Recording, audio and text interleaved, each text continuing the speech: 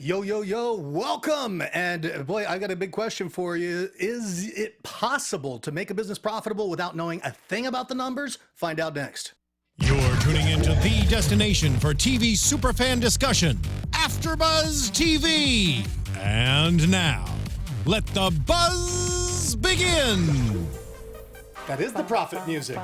I like this music. I like that too. Yeah. There's something very profitable about it. Just engages me. Yes. Hey, AfterBuzzers, welcome to the Profit After Show, where you get to learn all about what the Profit episode was and unpack it and discover how you can build your own business even more effectively or support those that you love. Support is good. Support is always good. Support is good because you're kind of a supporter here. Actually, let me tell who I am. Then you tell who you are. Okay, and then we can support each other. We'll support each other in like delivering this incredible broadcast. So I'm Chris Howard once again. You can reach out to me, please do, and you can find me at Chris Howard Live on Twitter as well as Instagram. Also go to legendarylivingdaily.com. Subscribe there, and you'll get daily motivational, inspirational, entrepreneurial tips to help you build your business. And go to legendarylivingtv.com for my YouTube channel. Now over here to the lovely Katerina Cozias. Hello, everyone. I'm Katerina Cozias, and you can find me on Instagram and Twitter at Katerina Cozias. I make it easy. You can also find me via my website, which is globalgab.com. That's global-gab.com. And I gab with you about all of your top trending international headlines because I think it's important that we know what's going on in the world just outside of our little bubble here. Yeah, I like to stay in my bubble, but I like to hear about one little global thing per day when we do our profits. All right. So the top trending global headline for the day, if you can believe it, is actually the U.S. presidential debate. Oh, really? That trended globally around the world. It did? People are focused here, all eyes, whether you're government, whether you're just a regular citizen in a random country, people are focused on what the heck. Country. You know, a random country. Madagascar. What makes you random? Okay, Madagascar's that's such a cool random. country, though. Okay, but no, people are looking at this thing like, is it going to be Trump? Is it going to be Hillary? And you know, if you think about it, that's a global issue for someone that's not domestically American. So right, domestically American. Right. Do you have to be both to qualify for that I think. designation? Domestically American. So okay, so you watched the debate. You liked it? I did watch the debate. You know what? This is my thing. Yeah. I'll be really honest. I think Trump's a bloody idiot. Okay. I really do. But I find Hillary is so lacking in charisma. Right. She sounded fine. She sounded good. She sounded very scripted. I just don't get the passion that I got from Bill out of the Clinton name. It's hard to get the passion Bill had. Do I think she is supremely better qualified than he is? I personally think so, yes. I mean, she's got 30 years of experience behind her in government, in foreign policy, and all these things that is going to make sure, I think, that we won't go into World War III. Right. So I'm a little nervous about him. The rest of the world is a little bit nervous about him. Yeah. But that's my personal opinion. So And you're sticking to it. I am. Yeah. No, what I thought was interesting about the debates, and I'll just touch on this quickly, was that Hillary Clinton, she plastered that smile on, and I'll tell you what, that worked wonders for her. Finally. In this debate. Finally, yeah. Well, she didn't have the extreme charisma that Bill Clinton obviously has brought to the table since the beginning. That smile made all the difference in the world for her. So it absolutely warmed up her character. I actually wrote down my notes for the debate that I wanted to, and I thought, they could. I might send them on to the candidates. So. Interesting. Yeah. Now, if I had to ask you, whose temperament do you think is better? Well, I mean, you know, obviously it's going to be her temperament, but what I will say is, boy, Trump's got that, I guess that tactic in politics is called projection. Whenever somebody says, attacks your temperament, you say, well, look at your temperament. So it's just like the... He's mastered that sort of offense is my defense. Yeah, offense is my defense. Anything you call me, that's what you are. Right. But that usually only works if there's not a whole lot of research that's being done on the backside to discover what's really behind it, because typically it's a weakness that you have if you have to go back and attack the other person. Who do you think of these two is going to be better for American business? For American business? Talking about the profit. You know, it's very, well, it depends on what you call American business. Are we talking with overseas trade business? agreements or without trade agreements? The trade agreements, I think, are... You know, there's some stuff that hasn't been worked out with that, and a lot of it's been done in secret because they don't want people to know about what's being negotiated because they think it would bog down the process more. And the Trans-Pacific Partnership has all been done in secret. Right. It scares me a little bit. And it is scary because it does, I believe, put more power in the hands of the corporate elites and big business to the detriment of small business owners. But anyway, We are here talking about business, so it's a perfect transition, perfect segue. And we're talking small business today. Yes. We're talking, well, let's see, what was the name of this business? It was Murchison-Home. I have to say that because the name is really important in this episode. Murchison-Home is the name, and they create and they manufacture and they distribute cleaning products, home cleaning products. Now, Katerina Cozias was developing herself and her talent in another part of town earlier tonight. Yes. And she rushed to get over here. In fact, she was in such a hurry and she felt so anxious about it that we need to send her some cleaning products for her car.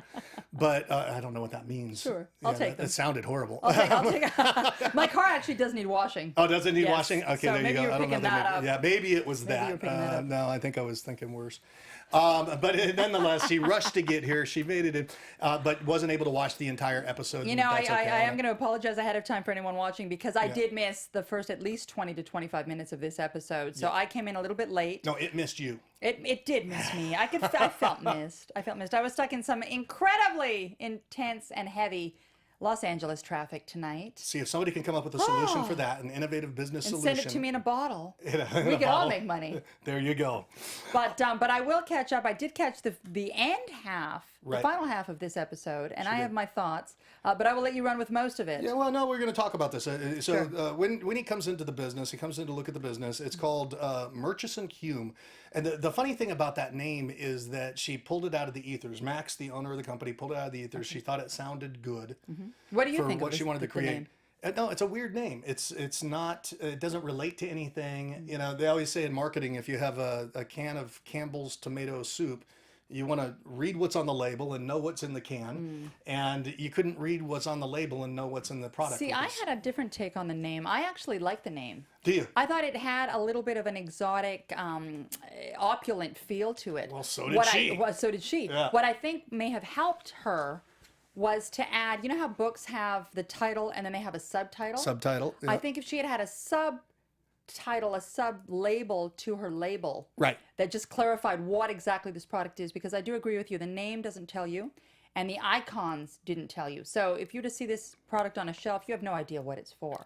Right, and that's the thing. And I think when Marcus first came in, the name was a big issue for him because it was a disconnect between the product. And they had icons on the bottles too they're all cleaning products, right?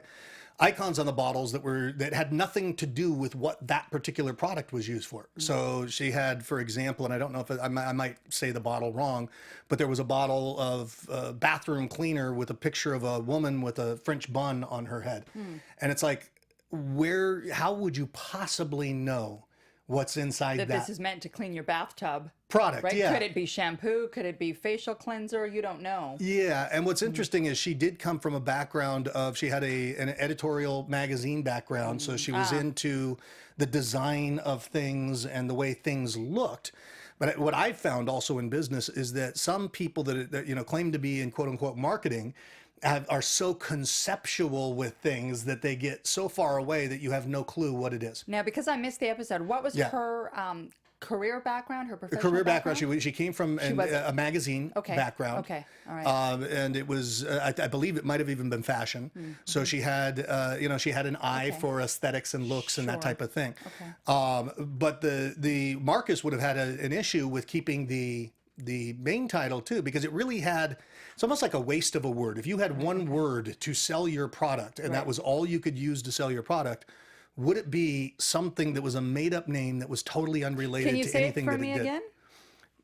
Murchison-Home. Murchison-Home. Say that 5 times fast. Yeah, Marcus said it sounds like a law Murchison-Home. firm. It does. He's like, why would you possibly? Murchison-Home and Associates. Yeah, And exactly. Sons, right? And Sons, yes. And why would you possibly do that? My friend, I've got a different by the name of Mark Victor Hansen. You might have of heard of him. course, Yeah, yes. he co-authored the Chicken Soup for the Soup Soul of the books. Soul, yes, with Jack Canfield. With Jack I love Canfield, those books. yeah, they I love those co-authored, guys. and they sold over 300 million books. So that's a lot. That's a lot more than either of my books, and but they sold over 300 million books. And what Mark says is that with the title, if you're doing a book title, for example, you want to sell the soul first, or sell the heart first and the head second. So to your point about taglines, like chicken soup for the soul is the heart. You get the spirit You get of the that. comfort and you get the warmth and you get the invitation to read it. Right. Absolutely. And then if they say short stories to rekindle the spirit, then you get what it is, right? With the tagline. with the yep. Yeah, to your point. But Murchison-Home, I don't get any relationship whatsoever to the anything. product. Yeah. And it's Right. like, why are you going to waste your word space? So Marcus was really keen on having her change it, but she didn't want to change it, and she fought for holding on to that. Well, I came in half an hour late and she was still fighting. She was still fighting to save that name, right? Yeah, no kidding. So, and I think that was the big thing with this episode was she had her ideas of what the brand should look like, should feel like, and neither the look nor the feel was geared toward any particular target market. She said that, when he broke it down, he said, "This sounds like it's a brand for I keep saying Aristocats, like the cartoon. Aristocrats, an aristocratic brand. Well, it's an aristocratic name. That's actually a great word for it. Right. That's what I got hit with. Now, But do aristocrats clean their own bathtubs? yeah, and who of them go shopping Don't you in have the, staff for I that, don't know where or they sell yacht these. crew, or someone else to do that for you? Yeah, do they sell it online? Do they sell it through? I never actually got even clear about what are they selling it through. Oh, they do. They sell it in stores, and they had it at the Container Store. How often do us aristocrats go shopping at the Container Store? Have you been to the Container Store? I have. Really? No. I mean, I have never. No, You just lied? I've been to Costco. You Is just it sort of the lied? same? I did just lie. was it just to be cool or to go No, with the it flow was of just the to show? show you that as or an was it to- aristocrat, I've never been there. No, I'm kidding. But no, I've never been there. I don't even know what it is. Is it like a Costco? I think it's I'll Container? Well, I don't I'll reveal and say I know nothing about it Okay, either. No, I alright. think it's one of those like low-priced housing goods. Oh wow, like just where you get warehouses. everything in mass bulk. for Yeah, I cheap. guess I wouldn't say like a Costco. I'd say I think the Container Store is a little smaller, A and little it's more. Okay. yeah, it's kind of like if you went into World Market or if you went to, you know what I'm saying, like where they have unique, Discount funky type stuff. Yeah, kind of. Kind of. Okay. I would think so. I could have it alright, wrong. we'll I find out. apologize, Container Store. If you at home know, tweet us. Do tweet us. Yes. Do tweet us. And then before the end of the episode, I want to talk about what because you had I reached have an out, update. but keep Yes, it keep but it we're to gonna yourself. Keep that. Yeah. Stay with us till the end Stay of with this us. episode. We do have some something special. surprises. Right. Oh, we have a call in, I think. We have a call in. Perhaps. Just out of no place. We'll wait for God to come down with his voice. and How do let we us find know. that out, or are they just is that? Want to take the call? Yes. Yeah. Who is absolutely. it? Let's do it. We don't know. Let's find Woo, out. Okay. Call surprise. I hope This it's is not back like to a 900 1985. reverse number. You're on the air. Hello. Hi. Hello. Hi, Hi there. Hey, who's this? this is KJ. Hi, KJ. Hey Jay, what's happening? Nothing much. How are you guys? Good. Thanks for calling. I've never taken a call in on one of these shows. KJ, Well, I'm glad I was the first one. KJ, yeah, what do you have to share with us? What are you guys talking about right now? We're talking about The Profit. Did you watch the episode? This last episode of The Profit with Marcus Lemonis? I did not, unfortunately. Huh. Did you ask to talk to us or did you ask to talk to anybody here? I just dialed the last number that my girl dialed. Oh, really? Oh, that's so funny. Maybe she was watching one of our other shows. Interesting. You Cool. might have been. Do you guys watch AfterBuzz TV? Yeah, I do. I watch Bad Girl Club, so I usually watch that one. Oh, cool. So were you Awesome. calling to check up on who your girl was calling to? Yeah, because it was a weird number, like That's 44. amazing. Well, she's not cheating with either of us, we assure you. Oh, okay. Pity for All both right. of us. Pity Thanks for for both. Well, calling. she can keep calling on then, since she's not cheating. She can keep calling on. That's so funny. Well, KJ, listen, keep watching AfterBuzz TV, and Yeah. thank you for calling in. I will, thank you. Cool. All right, Have a thank great you, brother. day. So fun. That was great. Yeah, hey, call us. Hey, call But, us. you know, Right? it I didn't really- even know we could take call-ins It really like that. felt to me like, like telephone surprise, like back in 1987, neat. Yeah, it where the had me- phone rang and you just had to answer it. Had right? me There was totally no call in display, suspense. There Yeah. was nothing. So that was kind of fun. I So, loved it. yeah, if you want to call into us, please do. That was fun. But make sure you've been watching The Profit if you do. So moving on from the name. So Yeah, where do so we go well, there next? was it wasn't just the name when he came in. I think this was, and this is what stayed throughout the whole episode. So when he came in to look at this business, it's a home cleaner business. They create home cleaner that's an eco conscious home cleaning business. Which is probably what attracted Marcus to it in the first place, because Right. he's always Yeah. He's got a social conscience to him. Yeah, and there's a market for that type of a product for sure if they can find, the sweet spot, how to make it work and everything. They had done about $900,000 in revenue the year before, Okay. but they lost $477,000. Ouch. On what? Bad management? Which is insane. Yeah. Well, I guess you could chunk everything to that, but there was the cost of goods sold was too high. It was, I think it was like, what, it's $100 or $1.79 per bottle. That sounds incredibly cheap to me. Actually, it does sound cheap, but by the time it gets to the market, because you've got the retailers that double the price, they also so had, that was the cost. Yeah, I $179. believe that's what he said. Okay. They had, let's see, total cost is $129, Okay. but it was $129 to produce, but it was There was still 50 sitting. cents. Yeah, Right. the 50 cents. It was Yeah. sitting in Chicago. So Okay. what they would do is they'd manufacture the product in Chicago, ship it to Dallas To store. to store and do product fulfillment. So therein they lost 50%, 50 cents in the transport to Dallas On the bottle. which then got doubled by the time it hit the retail outlet. They double their cost when they sell it wholesale to the retailers. Then the retailers double it again. So by the time it hit the retail market, the product was $9 Okay. a piece. Which, It looked like a $9 bottle to me. yeah, but what Marcus made the point that most of those types of products would sell for around $5 to $6. So the cost was prohibitive in terms of people wanting to do it.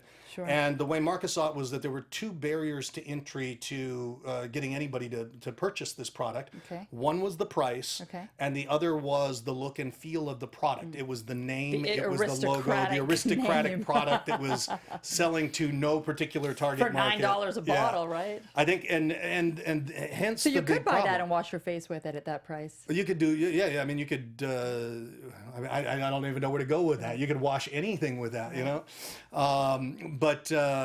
So yeah, so these two big barriers to entry in terms of making the purchase. But in addition to that, not only were there barriers to entry, it wasn't geared toward any target market.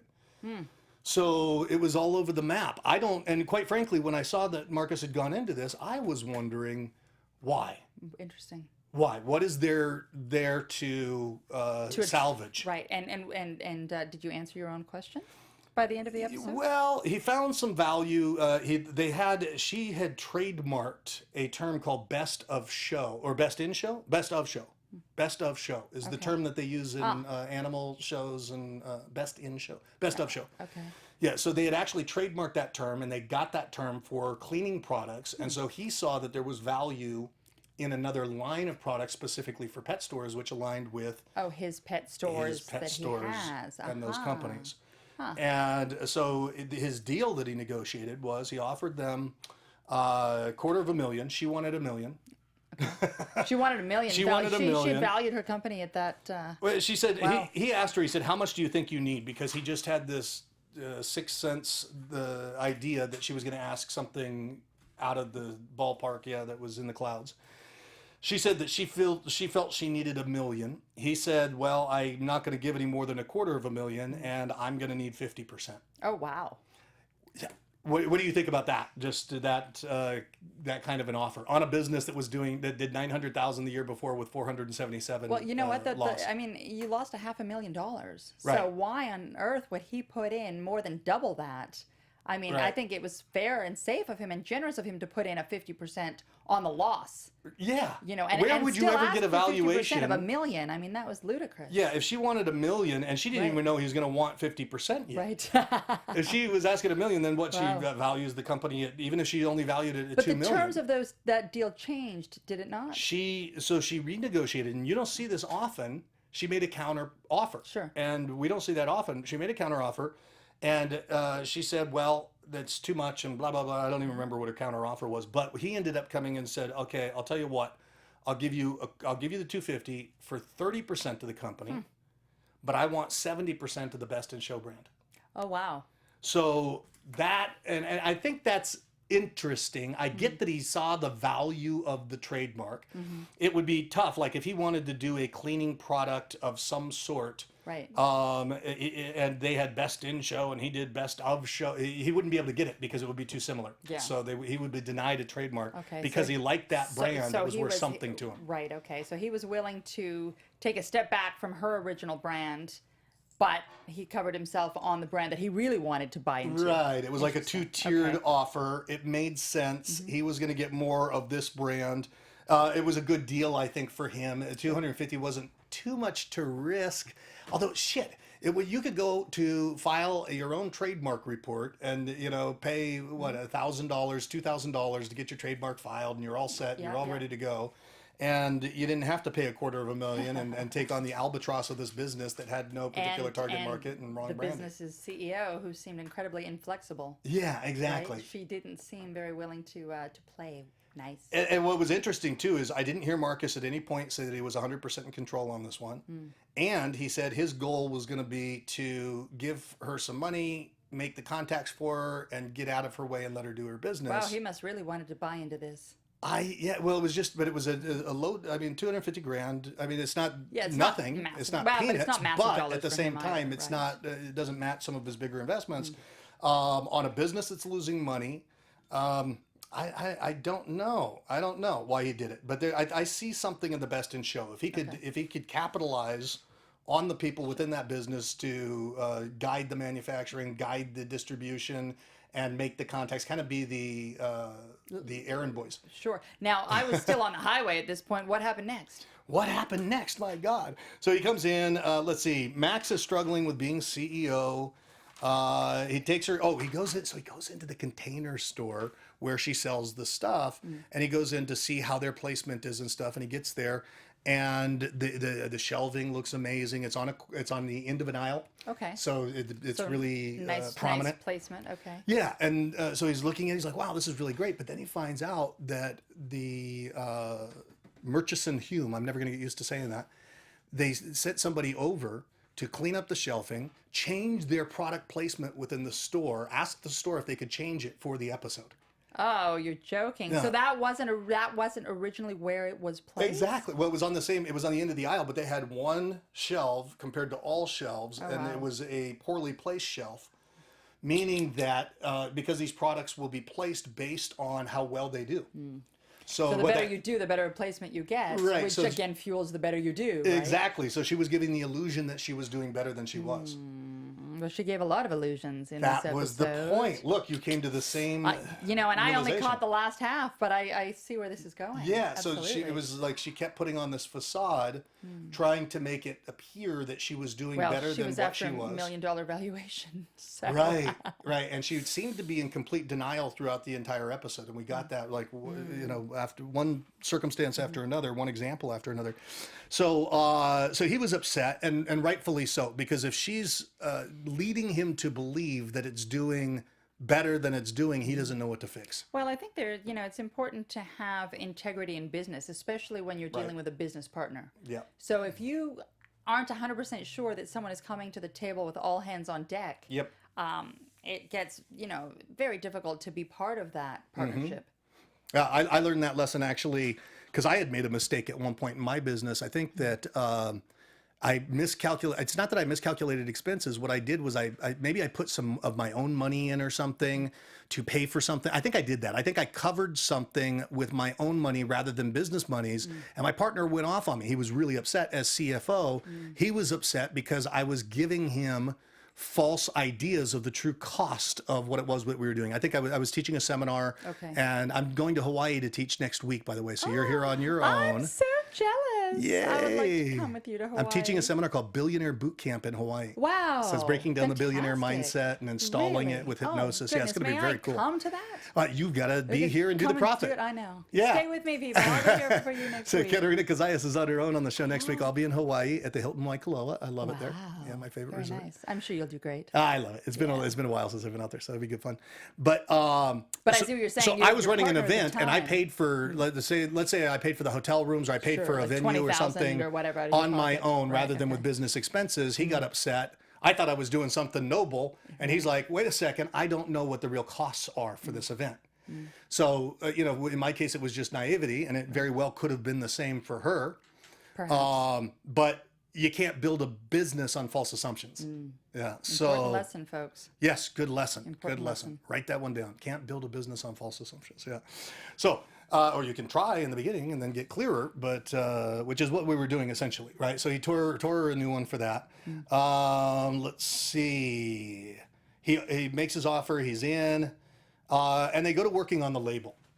This is where I came in. It is. Yes. So what did you see? So I showed up and I saw a few different variations of a new label that they were playing with. They changed the original name. They tried the initials M&H. Right. To stick with the theme, and I think And I'll let you know that Sure. before she did this, Yes. he had asked her to change that to get Completely, yeah to change, okay. yeah they had gotten clear that he wanted to move away from Sure. that. But keep going. They had a second title, which I think was called Med and Home. May Home. She May brought Home. this. Yeah. She wanted the M&H to stick there, but she had an associate who came up with something completely different called Clear Evolution. Yeah, I think it was Cleaning Evolution. I like Clear Evolution better than Cleaning I think it Evolution. was Clean Evolution. Yeah. Yeah, Clean Evolution. With again an image that was a little more descriptive of what the product was. Right. AKA, it featured a bathtub rather than a woman with a French bun on her head. Right. I thought it was clean. It looked simple. It was clear as to what the product was about. Right. She wasn't having it. Not at all. She got really upset. This was my introduction to her. Was she stormed out of the room and it refused to even discuss a label change. See, I think it's amazing that they did 900 grand. I think that's amazing that they got that far with that type of branding. With and that may have been part of what Marcus saw right. as a pull to invest in this business. If they were able to do $1 million in revenue with absolutely no process in place, with no targeted marketing, Right. What could they do with all of those things in place? If he- probably right. triple that. Yeah. Oh, for sure. Yeah. You know, If they even much more than that, Probably actually, much if they were, more, yeah, right, with the right distribution, target and the right market, you know, right, cost incentives, and the whole thing. yeah, Right. yeah, and especially with, I mean, then if you brought in the pet store side Mm-hmm. of things, and with his distribution through the pet stores, Best of and shop. What was it? yeah. Best of. best of show. Best of show. Yeah, Thank so you. but for show dogs and stuff like that, and she had show dogs that were there, and so yeah. he did see that, and he saw the value in that, and there was value. Although I would think that a lot of this stuff would sell better online. Personally, I don't know. You'd have to have some pretty big distributorships to really fill push it. those You'd have to orders. pull a lot, Yeah. push a lot of that product. Yeah. But in any case, she fought tooth and nail for those products, and you saw they brought Kathy Ireland in. Hello, Kathy, if you're out there. She's a Facebook friend. Hi, Kathy. Hi, Kathy. Kathy, we think you're great. Yeah. This is really, Kathy Ireland is a woman who, in my opinion, has just really done well in terms of taking her original success, which was in the field of modeling, right? Yep. Anyone that remembers Kathy Ireland. Beautiful lady. In the early 90s, right on the cover of Sports Illustrated, et cetera, Yep. et cetera. Yep. And she really leveraged her name and became a mogul in her own right, Right. starting the Kathy Ireland brand of home goods, of everything. I think she's worth about $400 million. Well, he said that she was sitting on top of a billion-dollar Empire. Yeah. And now she hosts her own business show. I mean, she really has She's a made neat for lady. herself. We'd love to have you come on Oh, here, Kathy, we Kathy. think you're Come and great. chat with us. Yeah. If you'd like to come and break down one of the episodes. Mm-hmm. If you can beat Marcus here, he's ready. We've invited Marcus a few times too, although I Marcus, we suspect want you. we'll get Marcus on board. Do you? Yeah. Okay, maybe you need to reach out to him. I reached out 3 times. I know he doesn't want to be bothered, but We'll get you here. come and join us, Marcus. So let's see. So she fought tooth and nail for that. I think he saw that it wasn't going very far. Marcus saw that she wasn't being receptive. Yeah, I mean, she was really tough to change, and she was holding on to all of the preconceived notions. I mean, I guess as a business owner, to change something as substantial as the name, for a lot of people, that would kind of shake them up. But in this case, the name just seemed like a total disconnect from what they were doing. Right. So let's see, where did we go from there? Then she pulls out at one point and she says, I want to talk to you. And she pulls him out to renegotiate the deal. What do you think about that? First of all, they had an agreement. Right. They had shaken hands on the agreement. The agreement again was $250 for 30% of Right. the main business. Yes, boy, you learn And fast. she comes back and says, I want to renegotiate. I want more. Now- Excuse me? Yeah. Now, when you came in that part, what did you feel about that? And first off, why did he only get a handshake? Because usually, isn't it more? Well, I think, I think a lot of this has to be based on his allowing time to do the due diligence. So I don't he's think it's still running binding through on his either due side. diligence. Correct. Got it. I think it's in protection of him Got it. that they Smart, don't go isn't it? further into the paperwork and the signatures and the legalities. Right. Which I think is smart if that's the case. Okay, got it. Yeah. So he's But I mean, again, at the end of the day, a gentleman's handshake is supposed to mean something, right? Especially if it's your on camera. Back to the issue of integrity in business, I think, with her right. and or lack thereof. Well, if it's on camera and there's documentation of it, it's a deal, right? Sure. So she wants more. She says she feels like she didn't get enough. And you know what? I'll be honest. At one point when I think I was 26 or 27 years old, I did something dumb like that. I went back and last year. Thank you so much. No, but I went back and I tried to renegotiate because I was bringing so much value to the table. It was before I had my own companies, so I had an employer that hired me, and I came in. I was the best salesperson. I was speaking. I was training on the road. I was teaching NLP and hypnosis around North America, and I had been the best salesperson there. And I said, I want to renegotiate this, and it was wrong. I knew it was I didn't know it was wrong actually at the time. Okay, I thought, oh, I'm getting a bad shake. Afterwards, in retrospect, with a little maturity, I look back and I'm like, that was wrong. That I shouldn't have gone back into. I had a deal, and you don't go renege on that deal. So I could throw it in the basket of naivety again, and on her part, it's likely that a lot of it is, and so these bad business decisions that she's making could end up being wisdom at some point. Although I did get the feeling that a lot of this was driven by her sense of ego. Yes. And entitlement. Did you read the entitlement? Yes. Yeah, that was the thing. So there could be a little naivety and a little immaturity in business, but I think there's a character flaw for me with Max. It was almost like she was a little. You know how I kind of felt about it? It was like when I meet people who are kind of spiritually entitled. They like this. They've got this holier than thou attitude, and it's like a spiritual arrogance. And this entitlement, it's because it's got to be spiritual because it's certainly not based on any kind of revenue they're making. She's in the hole. Right, yeah, right. so it's got to be, I don't know where the arrogance is coming from, but it's an entitlement, thinking that we're worth so much. No, you're worth as much as you have proven yourself to be worth. And they hadn't proven much. They've proven that they could lose $477,000. So I don't get it. So they argued around about it. Let's see. Eventually, he goes in to meet with the husband, and they both shake hands on the original deal. I don't get it, man. Her husband Peter. She was certainly running the show there, but Marcus came back in. Peter says, no, we're good with the original deal. They shook on that again. And you're kind of wondering, well, what is this all about? Wasted time, wasted energy. Yeah. But the funny thing is, at the end of the day, the need for drama.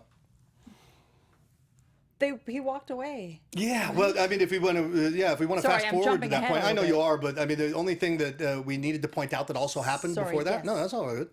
But the only thing that we needed to point out was the other big major thing that happened was she had said that she had $280,000 in inventory. I'm sorry, this is pretty major. Yeah, it is pretty major because when they go over the books, Marcus is under the assumption that there's $280,000 that's monetizable sitting someplace that they can go exchange for cash, and when they get to the warehouse, it turns out that it's only $47,000 worth of product. $48,000 worth of product.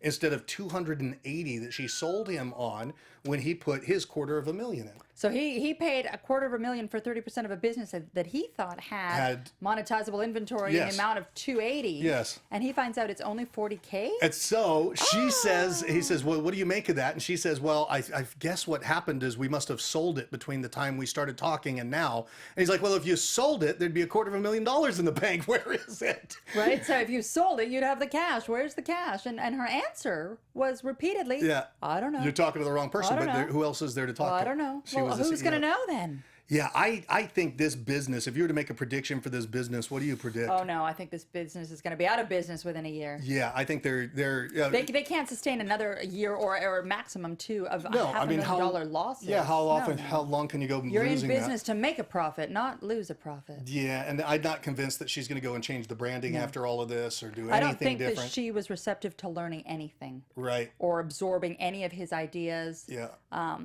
Which is a shame. Yeah, it seems to me that business is going no place, probably will. And he walked away from the business, which was a good thing. He was not able to work with them. Yeah, and that's very rare that he does that. However, he was spot on in doing it because that would scare the hell out of me to be involved with him. No, I mean, and like he pointed out, I believe that he didn't believe that they were lying, and they Right. weren't thieves. They didn't steal the inventory. They didn't steal the cash. But what made Marcus nervous was the fact that they were so flippant About it. About the need to know They're these details. missing And, $100,000 worth of inventory or product. more than Where that. is it? Yeah. Or if you never had it in the first 240,000, place, yeah. how off are your numbers? How off in other areas is Right. the business off kilter? yeah, and it was Right, off so- in many places like Right, that. and the fact that they weren't concerned him, Right. concerned Marcus, and that would have concerned me as well. Oh, yeah, it would have consumed and concerned. It would have done both. But it's very valid reasons that he ended up walking away. I wish her luck, although I really don't see that she's going to turn that around unless she has a life crisis of some sort that wakes her up. In fact, if I were Marcus, I don't know how much money he sank into it. It didn't look like he sank a lot of money into it. I don't think he was too far into it. I don't think he was Right. into the Well, they full moved the 250. warehouse. They did some things because I wouldn't be surprised if he wanted to go back and negotiate for a portion of that Best in Show brand still, in exchange for the money already put in and the time already put in. He may not do that. You had you I have a had an small, update. So we have an I update have an here. update. We have an update for those of you that were with us last week and who happened to see the episode on the Honest Foods Company. That was Yes. a catering company out of Chicago. We had mentioned that we were going to reach out to them to find out about the food trucks. So if you remember, So you they reached had out to 2 Jennifer. Food trucks. I reached out to Jennifer Beard. Oh, I'll let you set it up first. I cut you off. Sure, yeah, no problem. So I reached out to Jennifer Beard, who was in their marketing team, I believe, over there, Mm-hmm. and asked her, I said, Jennifer, we're running the after show. Can you let us know for our viewers which of the 2 food trucks, whether it was the grilled cheese truck or the snow cone truck, is doing better in terms of Put your vote in profit? right now. Write it under the video. Do you think it was the grilled cheese truck or the snow cone truck? Put it in. And she was very gracious, got back to me immediately. Yes. Thanked us for our nice review of their episode, Yeah. and told me that they literally just finished filming that episode not 4 weeks ago. These are very, very new. And she said they're still in the process in the city of Chicago of getting all of the proper permits. Right. The permits may take anywhere from 3 to 6 months, which is going to put Chicago in the middle of winter. Yeah. So she said, very honestly, these food trucks are probably not going to get out in full force until the spring. Right. They are being used right now for private events, which probably need different licensing than having them out on the actual physical public streets. It's like private event catering, right? Private So they- event yeah. catering, they can take it out and sell some cones or whatnot out of it. But she did say that the team there is super excited about this venture. But they said they also they did so far the snow cone was So far, the snow what they brought in cone- for the private right. event. Yeah. Yes, yeah, and the snow cone truck is doing well. And people loved it. Yeah. At the private event that they were Right, doing. So I think right. that's really neat that they're able to implement like that. It makes total sense for the city permits and stuff. And so And we'll again, have to wait that I one out and really see. liked the team at Honest Foods. Yeah. I think they've got a nice product. I think they've got a nice environment. And so we really, really wish you all the best. Honest Foods in Chicago. Absolutely. And we should get you to Skype in. Join us on the show sometime. yeah. And you know who I want on is Sweet Pete. Sweet Pete. I'd like Sweet Pete to come I'd like and join us some on the show. candy. Yeah, let's. Oh, Yes. yes. Send us some candy, Yeah, Sweet so we Pete. can taste that candy and we'll let everybody know and give And you you a know good what? review. This is one of the things I love about The Profit is that, they will have some of those review episodes. Yes. Where, 4 or 5 episodes in, they'll do a check review. in. And I like watching those to see, whatever happened to these guys? Yeah. How are they doing? That's been great. So those will be nice to see. This has been very good. And, another just kind of a side piece of news. Did you see that Marcus had a lawsuit that was happening right now? No, And so I know he's- nothing about this. So he was being sued, or he is being sued by a woman from a competing RV camp. So an RV rental place. He rents RVs with Camping World. Yes, that's how he got his That was his first That was his business. Yeah, big that was his first big moneymaker, moneymaker, right, and yeah. it still is. That's where he Sure. spends most of his time.